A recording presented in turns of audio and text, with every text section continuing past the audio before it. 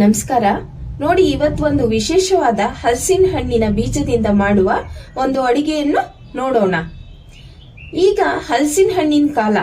ಹಲಸಿನ ಹಣ್ಣನ್ನು ತಂದು ತಿಂದ ನಂತರ ಅದರ ಬೀಜಗಳನ್ನು ವೇಸ್ಟ್ ಮಾಡದೆ ಆ ಬೀಜಗಳನ್ನೇ ಉಪಯೋಗಿಸಿ ಹೋಳಿಗೆ ಅಥವಾ ಒಬ್ಬಟ್ಟು ಮಾಡುವ ಒಂದು ರೆಸಿಪಿ ನೋಡೋಣ. ಈ ಹಲಸಿನ ಬೀಜದಲ್ಲಿ ಹಣ್ಣಿಗಿಂತಲೂ ಅತಿ ಹೆಚ್ಚಿನ ಪೌಷ್ಟಿಕಾಂಶಗಳು, ವಿಟಮಿನ್ಗಳು, ಆರೋಗ್ಯವರ್ಧಕ ಅಂಶಗಳು ಇವೆ. ಆ ಕಾರಣಕ್ಕಾಗಿ ಈ ಬೀಜಗಳನ್ನು ಯಾರು ಬಿಸಾಕದೆ ಈ ತರಹದ ಹೋಳಿಗೆ ಅಥವಾ ಬೇರೆ ರೀತಿಯ ಅಡುಗೆಯಲ್ಲಿ ಉಪಯೋಗಿಸಿ ಅದರ ಲಾಭಗಳನ್ನು ಪಡೆಯಿರಿ. ಇತ್ತೀಚೆಗೆ ನಾವು ಕೇಳುತ್ತಿರುವ ಎನರ್ಜಿ ಪೌಡರ್, ವಿಟಮಿನ್ ಪೌಡರ್ಗಳ ತಯಾರಿಕೆಯಲ್ಲಿ ಈ ಬೀಜಗಳನ್ನು ಹೇರಳವಾಗಿ ಉಪಯೋಗಿಸುತ್ತಿದ್ದಾರೆ. ಬನ್ನಿ ಹಾಗಾದ್ರೆ ಹಲಸಿನ ಬೀಜದ ಹೋಳಿಗೆ ಅಥವಾ ಒಬ್ಬಟ್ಟು ಮಾಡುವ ವಿಧಾನ ನೋಡೋಣ.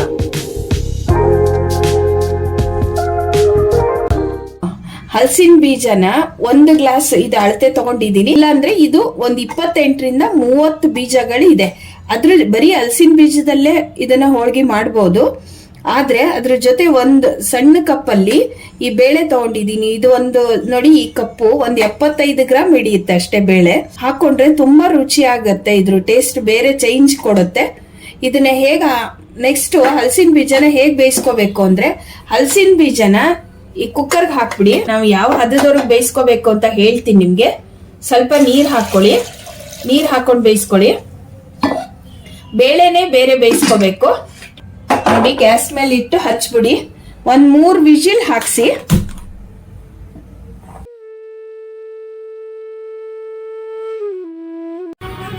ಮುಕ್ಕಾಲ್ ಲೋಟ ಮೈದಾ,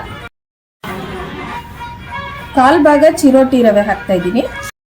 1/4 ಮೈದಾ, 1/4 ಚಿರೋಟಿ ರವೆ ಹಾಕ್ತಾ ಇದ್ದೀನಿ. ಎಣ್ಣೆ ಹಾಕ್ತಾ ಇದ್ದೀನಿ. ಚೂರು ಅರಿಶಿನ ಮಿಕ್ಸ್ ಮಾಡಿಕೊಂಡು ನೀರು ಹಾಕಿ ಕಲಿಸ್ಕೊಳ್ಳಿ ನೀಟಾಗಿ.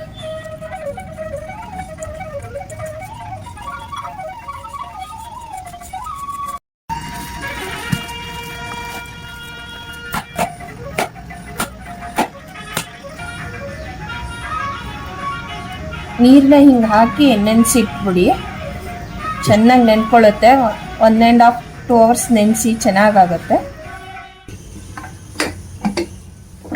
ನೋಡಿ, ಹಲಸಿನ ಬೀಜ ಬೆಂದಿದೆ. ನಾವೆಲ್ಲ ಹುಳಿಗೆ ಬೇಯಿಸ್ಕೊಳ್ತೀವಲ್ಲ ಅಷ್ಟೇನೆ, ಅದೇ ಅದಕ್ಕೆ ಬೆಂದರೆ ಸಾಕು.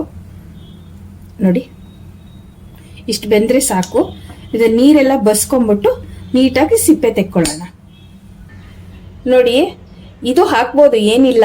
ಬಟ್ ಇದು ತೆಗೆದ್ರೆ ಒಂಥರ ವೈಟ್ ಆಗಿ ಚೆನ್ನಾಗಿ ಬರುತ್ತೆ. ಅದಕ್ಕೆ ಈ ಸಿಪ್ಪೆನೂ ಹಿಂಗೆ ತೆಕ್ಕೊಂಬಿಡಿ ಎಲ್ಲ ಫುಲ್ಲು.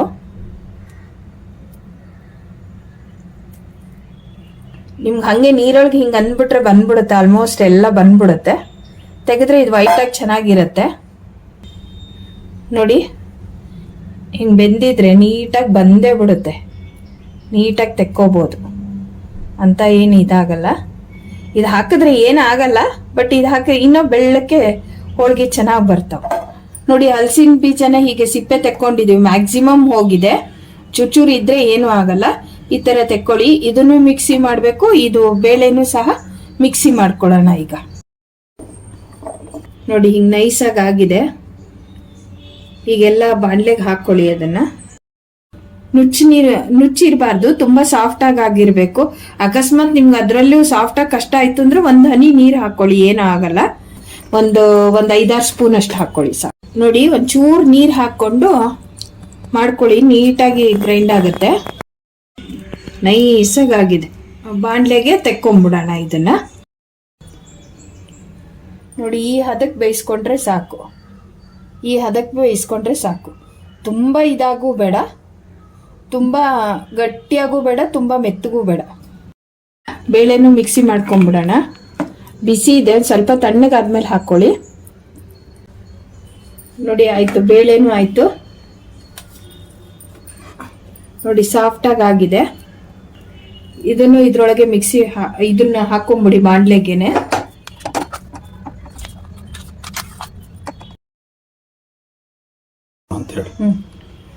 ನೋಡಿ, ಇದು 1 ಗ್ಲಾಸಲ್ಲಿ ಬೀಜ ತಗೊಂಡಿದ್ವಿ ನಾವು. 30 ಬೀಜ ಆಗಿತ್ತು ಇದ್ರ ಬರ್ತಿ. ಇದೇ ಗ್ಲಾಸಲ್ಲಿ ಬೆಲ್ಲ ತಗೊಂಡಿದ್ದೀನಿ. ಬೆಲ್ಲ 300 ಗ್ರಾಮ್ ಅಷ್ಟಿದೆ. ಸಣ್ಣಕ್ಕೆ ಹೆರ್ದು ಇದು ಲೋಟಕ್ಕೆ ಹಾಕಿ ಇಟ್ಕೊಂಡಿದ್ದೀನಿ ಅಳತೆಗೋಸ್ಕರ. ಇವಾಗ ಇದನ್ನ ಹಾಕಿ ಎಲ್ಲಾನು ಮಿಕ್ಸ್ ಮಾಡಿ ಹುರಿಯೋಣ. ಹೂರ್ಣ ರೆಡಿ ಮಾಡ್ಕೊಳ್ಳೋಣ.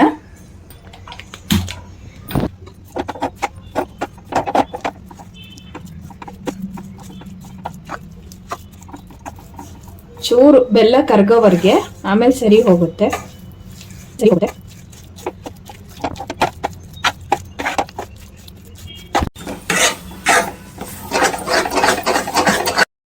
ನೋಡಿ, ಈ ಹದದವರೆಗೂ ಹುರ್ಕೊಳ್ಳಿ. ಇಷ್ಟ ಆದ್ರೆ ಸಾಕು. ಇನ್ನ ತುಂಬಾ ಗಟ್ಟಿ ಬೇಡ, ಯಾಕಂದ್ರೆ ಇದು ಆರಿದ್ರೆ ಇನ್ನೊಂಚೂರು ಗಟ್ಟಿ ಆಗತ್ತೆ. ಈ ಹದದವರೆಗೂ ಹುರ್ಕೊಳ್ಳಿ ಸಾಕು. ಸ್ಟವ್ ಆಫ್ ಮಾಡಿ ತಣ್ಣಕ್ಕಾದ್ಮೇಲೆ ಏನಾರ ಬೆಳ್ಳ ಕಂಡ್ರೆ ಒಂಚೂರು ಸ್ಮ್ಯಾಶ್ ಮಾಡ್ಕೊಳ್ಳಿ. ಹೂರ್ಣನ ಆರಿದ್ಮೇಲೆ ಎಲ್ಲ ಈ ತರ ಉಂಡೆ ಕಟ್ಕೋಬೇಕು. ನಿಮ್ಗೆ ಕೈಗೆ ಅಂಟುತ್ತೆ ಅಂದ್ರೆ ಒಂಚೂರು ತುಪ್ಪನ ಏನಾರ ಸವರ್ಕೊಂಡು ಹಿಂಗೆ ಸಣ್ಣ ಸಣ್ಣಕ್ಕೆ ಮಾಡ್ಕೊಂಡು ನಿಮ್ಗೆ ಯಾವ ಸೈಜಿಗೆ ಬೇಕೋ ಆ ಸೈಜ್ಗೆ ಮಾಡಿ ಇಟ್ಕೊಳ್ಳಿ.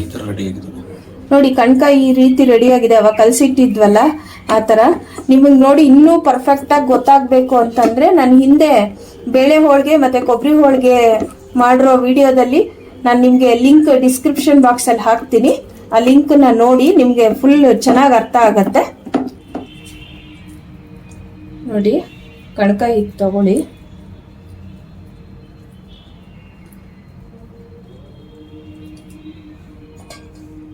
ಹೂರ್ಣನ ನೋಡಿ, ಮಾಮೂಲಿ ಎಲ್ಲ ಹೋಳಿಗೆಗೆ ಹೇಗೆ ಮಾಡ್ತೀವ ಹಾಗೆ. ಇದು ಎಕ್ಸ್ಟ್ರಾ ಇರೋದು ತೆಗ್ದು ಹಾಕಿ ನೋಡಿ, ಹೀಗೆ ಮಾಡಿ ಮಾಡಿ ಇಟ್ಕೊಳ್ಳಿ. ಜಾಸ್ತಿ ಮಾಡ್ಕೋಬೇಡಿ.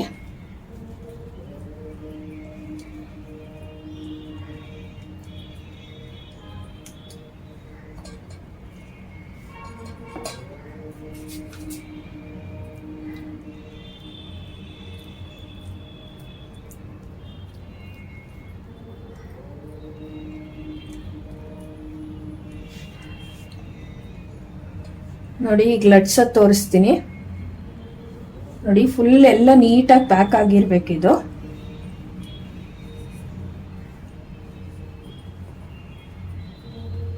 ನೀವು ಯಾವಾಗ ತುಂಬಿರ್ತೀರೋ ಅದನ್ನ ಮೇಲ್ ಮಾಡ್ಕೊಳ್ಳಿ.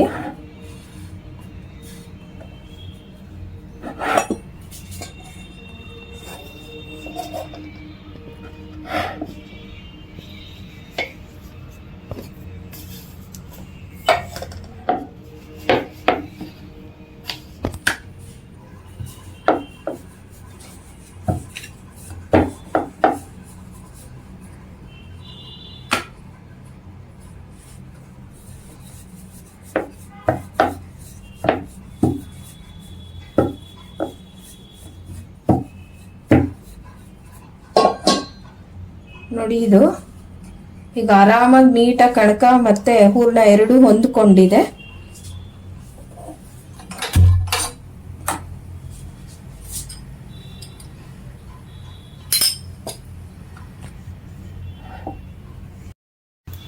ಮೊದ್ಲು ಹಾಕುವಾಗ ಒಂಚೂರು ತವಾ ಬಿಸಿ ಆಗ್ಲಿ ಚೆನ್ನಾಗಿ.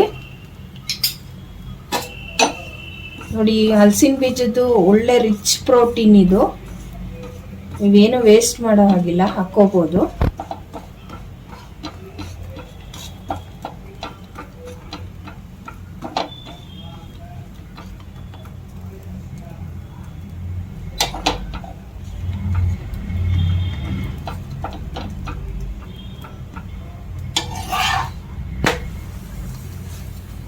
ಎಷ್ಟು ಸಾಫ್ಟ್ ಆಗತ್ತೆ ಚೆನ್ನಾಗಿ ಅಂದ್ರೆ ತುಂಬಾ ಚೆನ್ನಾಗಾಗತ್ತೆ.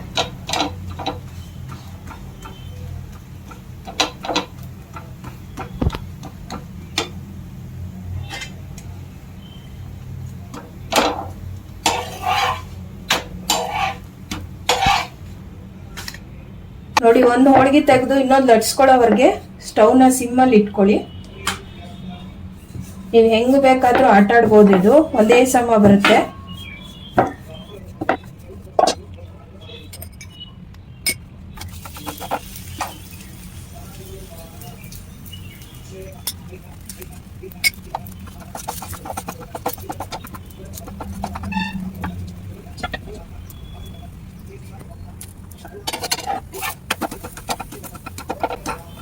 ನಿಮಗೆ ತುಂಬ ಸಾಫ್ಟಾಗಿ ಚೆನ್ನಾಗಿ ಆಗತ್ತೆ.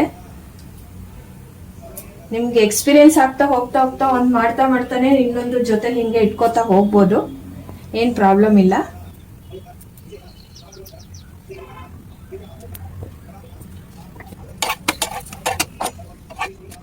ನೋಡಿ, ಇವಾಗ ಹಲಸಿನ ಬೀಜದಲ್ಲಿ ಮಾಡಿರೋಂಥ ಹೋಳಿಗೆ ರೆಡಿ ಆಗಿದೆ. ಬಿಸಿ ಬಿಸಿ ಇದು ತುಂಬಾ ರುಚಿಯಾಗಿದೆ ಮತ್ತೆ ಸಾಫ್ಟ್ ಆಗಿದೆ. ನೋಡಿ, ಇದು ತುಂಬಾ ಹೆಂಗ್ ಬೇಕಾದ್ರೂ ನೀವು ಫೋಲ್ಡ್ ಮಾಡ್ಬೋದು, ಅಷ್ಟು ಸಾಫ್ಟ್ ಆಗಿದೆ. ಇದಕ್ಕೆ ತುಪ್ಪ ಹಾಕೊಂಡು ತಿಂದ್ರೆ ತುಂಬಾ ರುಚಿಯಾಗಿರುತ್ತೆ. ಅದಲ್ದೇನೆ ಹಲಸಿನ ಬೀಜ ತುಂಬಾ ರಿಚ್ ಪ್ರೋಟೀನ್ಸ್ ಅಂಡ್ ವಿಟಮಿನ್ಸ್ ಇರುತ್ತೆ. ನೀವು ಯಾವಾಗ ಸಿಕ್ಕಿದ್ರು ಇದನ್ನ ವೇಸ್ಟ್ ಮಾಡಬೇಡಿ, ಒಂದ್ಸರಿ ಟ್ರೈ ಮಾಡಿ, ತುಂಬಾ ರುಚಿಯಾಗಿರುತ್ತೆ. ಮಾಡಿಬಿಟ್ಟು ನಿಮ್ಮ ಅನುಭವನ ಕಾಮೆಂಟ್ ಬಾಕ್ಸ್ ನಲ್ಲಿ ಹಾಕಿ. ನಮಸ್ಕಾರ, ಮುಂದಿನ ವಿಡಿಯೋದಲ್ಲಿ ಸಿಗೋಣ. ಗೋವಿಂದ ರಾಧಾ ರಾಧಾ